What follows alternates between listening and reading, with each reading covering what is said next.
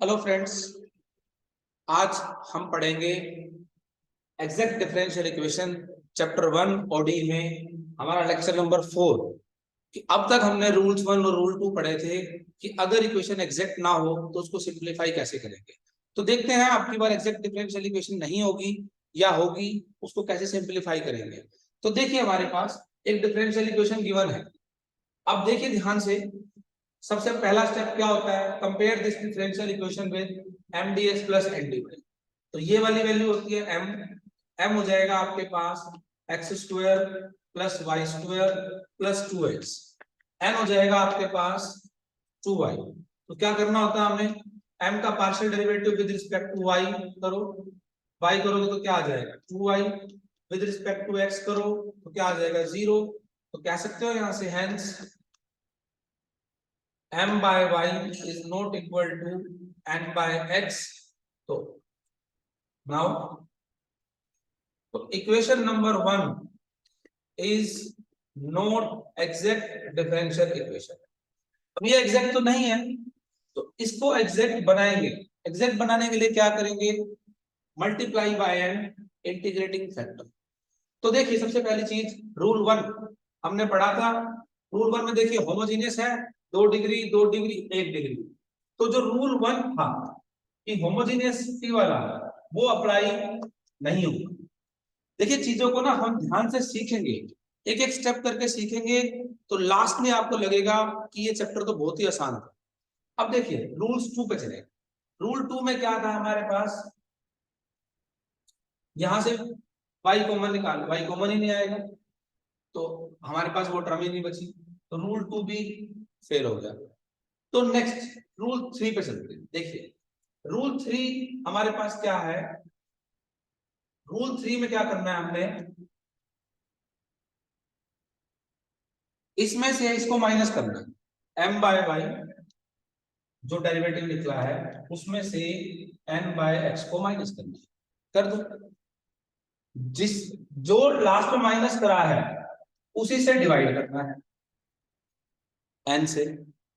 और अगर ये सारी कंप्लीट टर्म सिर्फ आपके पास एक फंक्शन ऑफ x बच जाए, तो पीछे x है जिससे आप जो डिवाइड करा है उसके डेरिवेटिव की फंक्शन की सीरीज बननी चाहिए। यानी कि अगर ये आपके पास कंप्लीट एक फंक्शन ऑफ x बच जाए ओनली, तो आपका इंटीग्रेटिंग फैक्टर हो जाएगा e raise to the power this function का इंटीग्रेशन। ये आपका आई है। This is rule number 3। तो लेट अस नाउ ट्राई ये इसको सेटिस्फाई करता है या नहीं करता।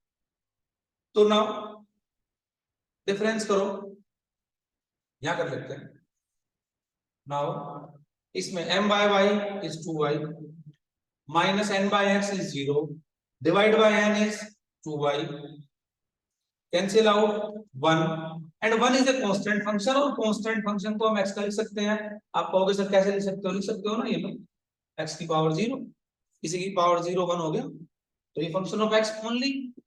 तो ये कांस्टेंट कांस्टेंट फंक्शन आ गया आपके पास। सो आपका आईएफ क्या बनेगा, so your IF is e raise to the power this function, तो यानी कि 1 dx। You can say that 1 का इंटीग्रेशन x। तो your IF is e raise to the power x। अब क्या करते हैं हम, multiply this equation with 2। So multiply करो, मल्टीप्लाई करने के बाद इक्वेशन क्या बचेगी, मल्टीप्लाई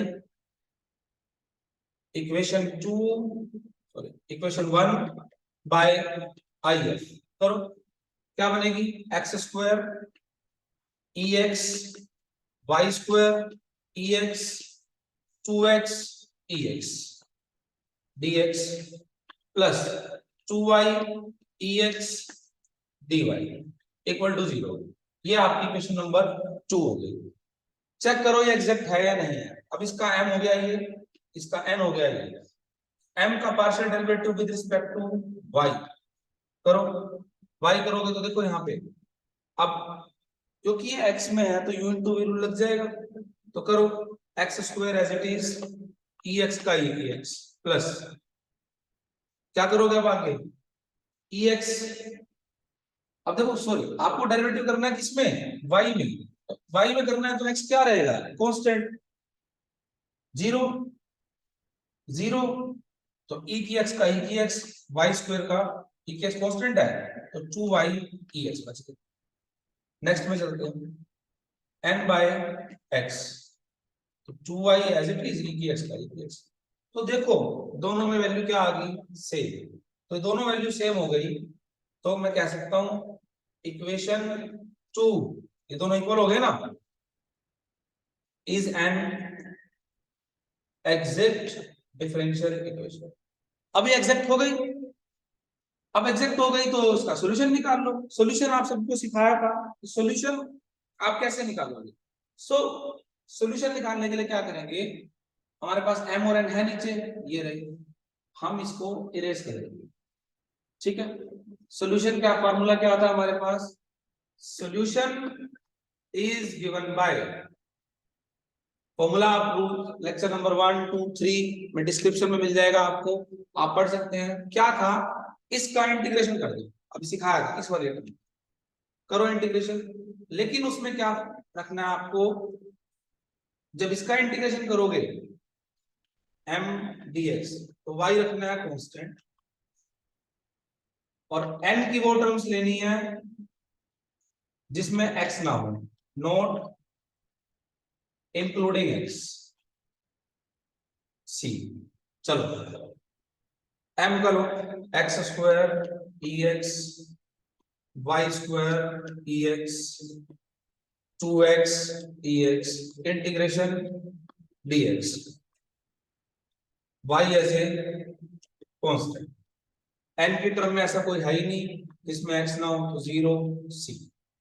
अब ये इंटीग्रेशन बच गया, करो, u इंटू वी रूल लगाओगे, यहां भी u इंटू वी रूल लगाओगे, इसका सिंपल हो जाएगा, तो Y square as it is E X का ई की एक्स। यहां पर आ जाओ, यहां पर ध्यान से देखो, इसका तो ये हो गया, ई की एक्स क्या बच गया, x square plus 2x dx is equal to c.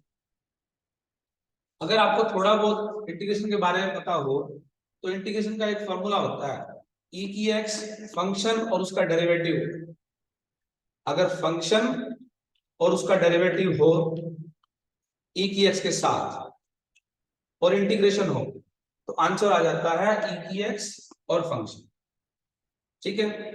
तो आपके पास क्या बच जाएगा, देखो मैं फॉर्मूला लिख देता हूं, इंटीग्रेशन ई की एक्स फंक्शन प्लस उसका डेरिवेटिव हो, तो आंसर आ जाता है ई की एक्स एफ एक्स, प्लस 2 का इंटीग्रेशन है ये। तो देखिए वाई स्क्वायर ई एक्स फंक्शन क्या है, फंक्शन है x square is equal to c. तो ये आपका आंसर आ गया, इस रिजल्ट से मैंने ये आंसर लिख दिया। तो इस तरह से आपका next rule number 3, to find out the integrating factor and simplify the questions, आप कर सकते हैं। अगर आपको ये समझ में आया हो तो इसको लाइक शेयर सब्सक्राइब कमेंट जरूर करिए। और दोस्तों सबसे बड़ी दौलत होती है संस्कार की और माता पिता, अगर ये आपके पास है तो आप जीवन में सब कुछ प्राप्त कर सकते हो। तो इसलिए अपने संस्कारों को और अपने माता पिता को कभी ना छोड़िए। दोस्तों धन्यवाद। अगर आपको ये चैनल अच्छा लग रहा है तो आप इसको दूसरों तक शेयर भी करें, सब्सक्राइब करें। Thanks for all of you watching this video. Thanks.